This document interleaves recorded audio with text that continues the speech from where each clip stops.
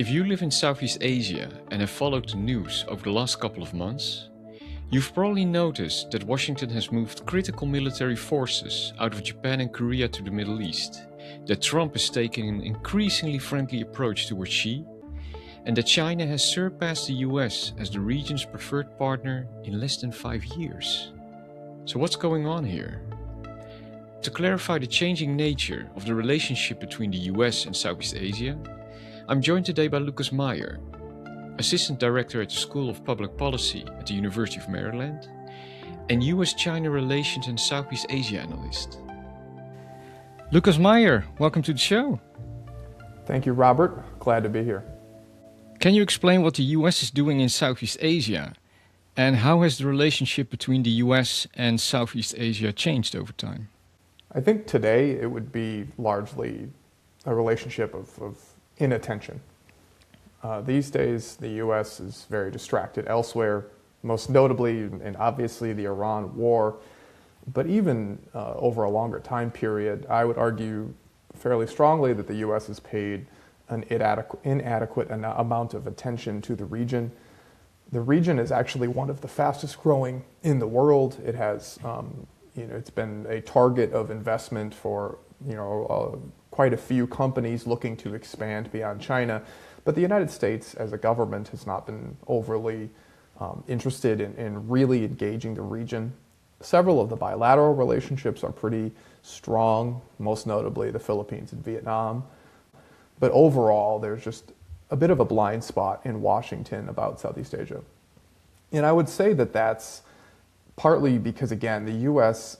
has, for a few years since the first Trump administration, really talked about, we're going to compete with China. We're going to be engaging in this great power competition. But at the end of the day, the U.S. has remained somewhat distracted in the Middle East. It has other crises have pulled its attention away. And what you're left with is a region where China is advancing rapidly. The region is economically integrating with Beijing at a significant level across most metrics. And the U.S. is somewhat left behind here. Many analysts talk about how the U.S. posture in the region is overweighted towards security. You see the U.S. defense partnerships improving pretty steadily in the region, but we're not backing that up with soft power. We're not backing that up with the kind of economic attention that I would argue the region needs.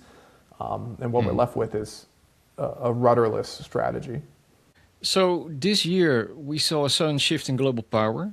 So the US pulled 2,500 military personnel and up to 3 warships from Okinawa, while missiles, batteries, interceptors, THAAD interceptors and guided munition were moved out of South Korea.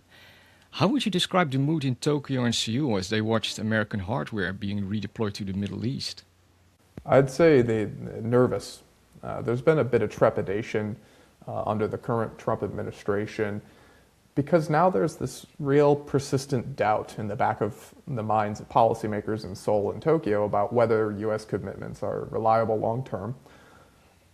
Now you're hearing the U.S. president, openly questioning, maybe the alliance with Japan is not worth the American interest. Maybe we should, withdraw some troops. And then you see the U.S. being involved in another major open-ended Middle East quagmire, and suddenly you're questioning, well, can I really rely on the United States in the event of a conflict with China? And that's how the South Koreans, the Japanese, those in Taiwan, that's how people in the region are thinking. And, they're left with some unfavorable choices. One, they all are boosting their own defense capability, in the sort of assumption that, well, we either way, even if the U.S. commitment is as strong as it has been, it's good that we boost our own defense capability. But then on the off chance that the U.S. commitment isn't good, we're in a better position. But at the same time, there are other questions about how much can we, if we were on our own, be able to deter China. China is a much larger actor with a much more powerful military. That's real doubt. There's some doubts there. And that's why in some cases, especially South Korea, you're seeing this talk about, well, do we need to get nuclear weapons of our own? Is the U.S. security umbrella, something we can absolutely take to the bank? And even that question itself, that's a problem, in my view. I think that the U.S. Commitment is an important guarantee of regional stability, and having our partners question it is a real serious problem.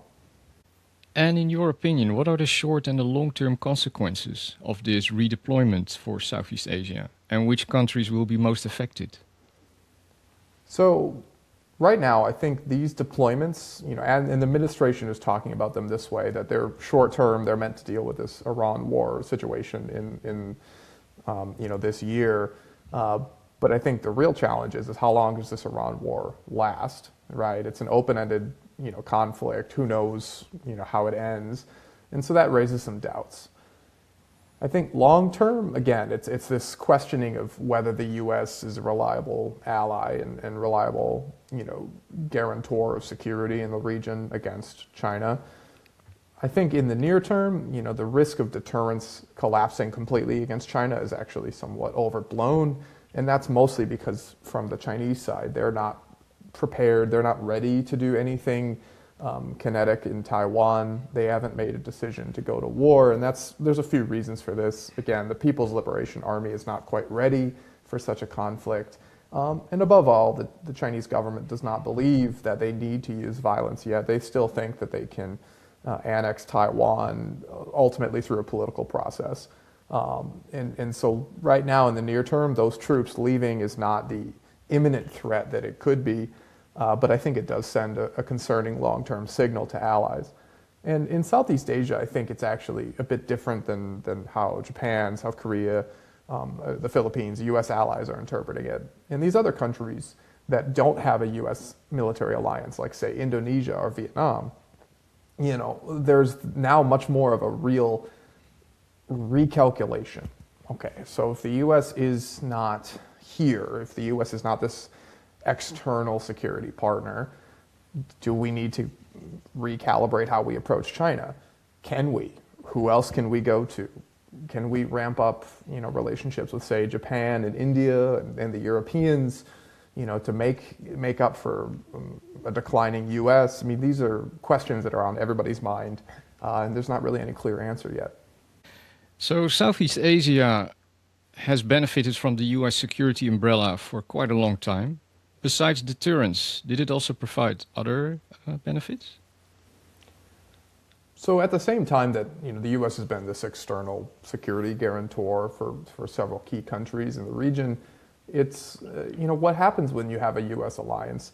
It's also a signal for U.S. companies that they should invest, and so it creates incentives. So what you see in these cases of U.S. allies is U.S. companies following the U.S. alliance and investing heavily in these countries, whether that's simply to backfill, American military needs, but also, infrastructure. There's investment in the wider economy, and so you see these are the preferred economic and military partners for the U.S. And so I think that these alliances, also bring economic benefits for some of the countries involved. But really, it's enrollment in this wider system that we call the rules-based order, right? I mean, these countries then are partaking in a system that, yes, the U.S. set up, yes, the U.S. Acquires advantage through, but there's also a reciprocity to it, right? There's stability. There's sort of, until now, a guaranteed set of norms and generally abided by rules. But all that's changing, and so some of these benefits that some countries have been able to rely upon for decades, unfortunately, that's in question.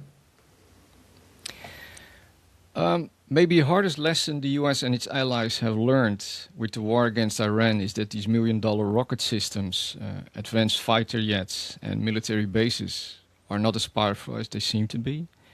So how leaky is the security umbrella the US provides to its Southeast Asian partners? So I think in the case of the Iran war, there's a few lessons here, right? Most crucially, that the U.S. has a defense industrial base problem. These systems that the U.S. uses, they're extremely capable. The U.S. military is very good at what it does. It has been able to target Iran from a great distance with precision and eliminate Iranian targets, including their supreme leader. fairly easily without taking the same level of casualties that the Iranians have taken. But I think the bigger question is this system actually usable in a great power conflict, right? Where you're facing a near peer competitor like China or Russia. And the reason that's a question is because simply these are very expensive systems. The US cannot replace them at the rate it's using them. And this raises real questions in the region about, again, the US defense umbrella and whether it's that reliable. Because let's take U.S. ballistic missile systems, right? The U.S. is expending them at a significant rate, but they're not replaceable in that same amount of time. And now there are analysts and defense officials openly questioning whether the U.S. has enough stockpile to defend Taiwan were there a conflict to break out today. And that question alone, again, the guarantee needs to be reliable, it needs to be unquestioned for it to have that deterrent effect. And as soon as you start raising that question, security planners in the region get nervous, and above all, security planners in Beijing start to think, well, okay, maybe the U.S. is a bit more of a paper tiger than we thought it was, and then they start to question things, and you don't want that sort of a situation. What's interesting about deterrence in a broad sort of view is it is very psychological, right? It's about the belief that the U.S. security guarantee is rock solid. It's the belief that the U.S. will intervene to defend its allies.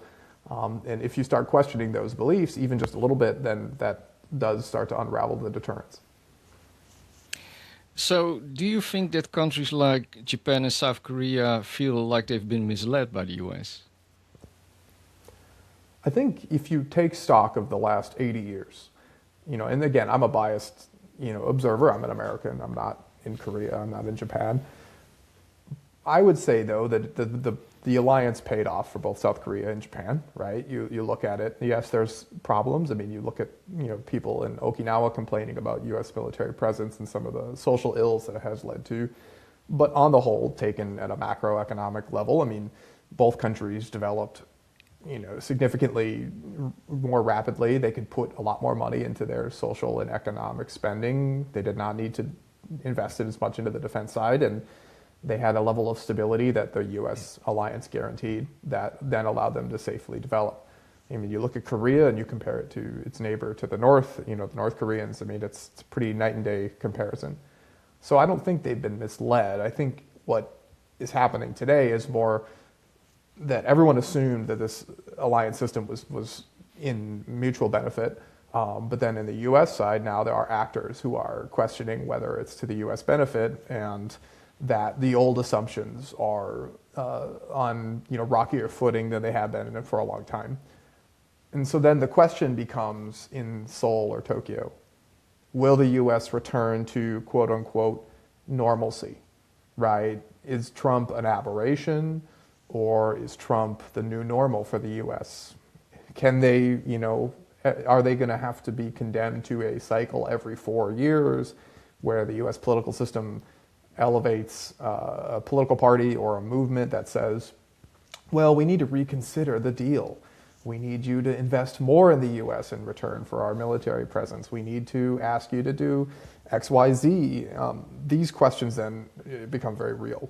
And if that is the new normal, if an unreliable U.S. is sort of what you can expect, then I think these countries will have to think very hard about what to do, one, on their own defense, but two, how they interact with each other. Do we need to tighten relationship, with our other allies in the region to build a coalition large enough to deter China? These are real permanent issues suddenly. And why has China become the preferred superpower for some countries in Southeast Asia? And what would be the benefit if China becomes the sole hegemon in Southeast Asia? So for China, for several countries in Southeast Asia, China has become the external partner of choice for a few reasons.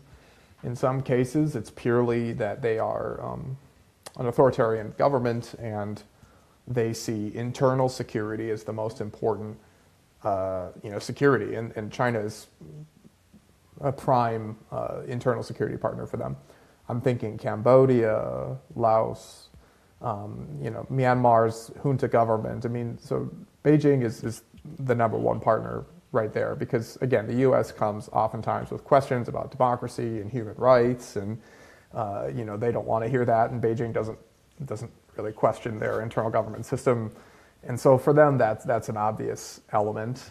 Number two, the Chinese government is paying that economic attention that the U.S. is not, right? So, these countries need to develop, they need to grow their economies, especially with, Southeast Asia has had a large youth population that needs jobs, and Chinese companies are investing in providing these jobs. So for those reasons, for quite a few countries, the relationship with China makes sense. At the same time, again, as we talked about earlier, the U.S. commitments and presence in the region is in a bit more doubt these days, and so these countries are also thinking, well, how can I maintain a positive, peaceful relationship with China, get economic benefits from it, but also avoid dependence? And I think that's, to varying degrees, how all these capitals are approaching Beijing. They're thinking, okay, the Chinese are the big, elephant in the room. We have to deal with them, but we also don't want to be trampled by that elephant eventually if China becomes the dominant, unquestioned power in the region. And unfortunately, I think on the economic side, China's already there, right? It's basically the most active economy in the region, and there's not really a world where anyone else can balance that. On the security side, it's not yet quite there. The U.S. is still obviously the number one security provider in the region, and there are other countries that are heavily involved as well, Japan, increasingly India, the EU. These players are all kind of, active in the Indo-Pacific. But more and more, if China becomes the dominant hegemonic power, I do think that the region will have to start thinking hard about what to do and whether, saying no to China is reasonable on key issues. Because right now they feel that they have choices. Southeast Asians talk about hedging, right? So what they do when we say that Southeast Asian countries hedge, they basically have a multifaceted, multi-pronged foreign policy where, one day they go to China and they sign an agreement here, but then a few weeks later they go to the US and sign an agreement on maybe a different issue set. Or they go to Europe and, pursue trade relations. And what that ultimately results in is they argue that they're maintaining autonomy. By having many choices, they don't have to choose just one, right? But again, if China becomes a dominant power, those choices start to diminish, and then all of a sudden you only have one, and you're faced with a few, unfortunate decisions. And Lucas, do you think if China is able to control Southeast Asia, if the US retreats, and what would China do different compared to the US? So I think if the U.S. were, let's just say that, hypothetically, in 10 years from now, the U.S. political system remains somewhat dysfunctional, or the U.S., bipartisan, the assumptions that undergirded a U.S. forward security presence are gone, and so the U.S. is pulling from the region, U.S. alliances are in doubt, and then China is the unquestioned hegemonic power. I think the big difference is, so as much as people will say, oh, the U.S. is adventurous, the U.S. is intervening abroad, that's very true, right? Look at, again, the Iran war that's happening today. That's all very accurate. But for Southeast Asia in particular, the difference between China and the United States is that although the U.S. may be irritating at times, it may have questions about democracy, it may be pushing human rights narratives, fundamentally, it does not have territorial claims in the region. It is a distant actor. It's across an ocean. It's not paying that much attention to the region. It's sort of just, it's what we would call in political science an external balancer. China's there. China has active territorial claims in Southeast Asia, whether that's at sea in the South China Sea, or even, there's some questioning today in Myanmar, there's about the border being somewhat adjusted by the Chinese side incrementally, right? And China is just a much more active player here. It's going to pay a lot more attention to Southeast Asia. And so then if they are the dominant partner, they're going to have demands that far exceed what the U.S. has had on political systems in the region. And that's, in my opinion, a much higher level of threat for governments and countries in Southeast Asia. And which outside powers are likely to push back if China replaces the role of the US in Southeast Asia? I think first and foremost, it's Japan. And we're already seeing Tokyo step up and keep as much of what was the U.S. alliance system intact on its own. Recently, Japan has forged new defense relationships with the Philippines, with Australia. I think Japan is the key player behind a lot of the initiatives that we take for granted as American-led initiatives. I mean, the Quad was that really Prime Minister Shinzo Abe's brainchild back in the 2000s. Japan, the Japanese government really came up with this idea of the free and open Indo-Pacific. I mean, so Japan's been a leader here, and it's fundamentally because the security threat from China. That's why Japan is interested. That's why Japan's playing such a role here. And for the future, I think without the U.S., I mean, Tokyo will do its best to create a coalition of like-minded states that can then stand up against China and prevent, say, China becoming the hegemon of the region. The question, though, is can they acquire enough hard power heft to actually deter Beijing? That's, in my view, that's doubtful. I think without the U.S. military, I don't think that there's enough hard power among, say, Australia, Philippines, Japan, Taiwan. It's just not there. And Beijing would be a lot less constrained than it is today. Do you think that India will push back?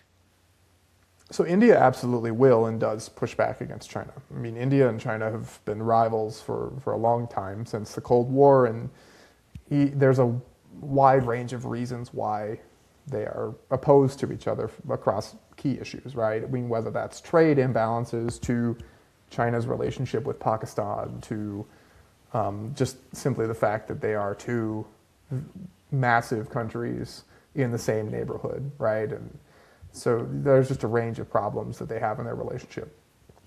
But I think from the perspective, so one, India has, even recently, I mean, with the U.S.-India relationship, being torpedoed by the Trump administration, now India sort of said, oh, well, we can't be quite so oppositional to Beijing all of the time. And so there was a period of détente that they've now pursued to, at least stabilize the India-China relationship. And what I'm using that as is sort of a case study of, okay, so India can be relied on to, be a balance against China, yes, but fundamentally, I think India is not the same level of power projection as even right now Japan and Southeast Asia. They are much more focused on South Asia and their own interests. So I think long term, maybe India could be more active in the region, but right now, India is not an external balancer for Southeast Asia that can be relied on against China. India is much more focused at its own South Asia region. And also just, I think Japan is a much more active role there with a much more established presence. Lucas, thank you so much. But before I let you go, do you have 3 books that you would recommend? Absolutely. I think first I would argue for The Party's Interests Come First, The Life of Xi Zhongxun. That's by Joseph Tarigian. He's a scholar in the United States. This book is a biography of Xi Jinping's father. So Xi Zhongxun was a high-ranking party official during the Chinese Revolution and the Maoist era. And this is a really interesting biography because although it's about Xi Jinping's father, it says a lot about Xi Jinping himself, how he was raised, what influences impact his decision-making today. And I think the overall argument is really interesting about how much the Xi family is committed to the Chinese Communist Party as an institution and the sacrifices they're willing to make to see that institution survive. And I think it's just a fascinating story that's worth checking out. Number two, I would recommend A Continent Erupts by Ronald Spector. This is a historical, analysis of the post-colonial period immediately after World War II across Asia, from the Chinese Civil War to the Indonesian Revolution against the Netherlands and everything in between. And really what it's looking at is that period of instability during that decolonization era. And I think what's interesting about it is sort of how that laid the groundwork for a lot of the conflicts and challenges we see today in the region. On some level, this is still the region that's dealing with the direct impacts of the colonial period and then the 1940s. And so that's an interesting look to see, things change, but many of these conflicts were laid, generations ago. And then finally, I'd recommend Narcotopia by Patrick Wynne, which is just a kind of crazy story about the United Wa State Army, which is the largest non-state actor in Myanmar. And the Wa people are one of the many ethnic minorities in Myanmar. They also have a presence in China, and they're located right on the border between China and Myanmar. And for a long time, they've resisted central authority. And this book sort of is a somewhat intimate story about key players in the Wa and how they've navigated both the Cold War, the sort of international drug war, the rise of China, the civil war in Myanmar. I mean, it's a fascinating story. It's very complicated, but this book does a great job breaking it down and really adding nuance to the story of Myanmar. Lucas Meyer, I want to thank you so much for your time today. And for our listeners, don't forget to subscribe or hit the like button. Lucas, thank you so much. Thank you, Robert.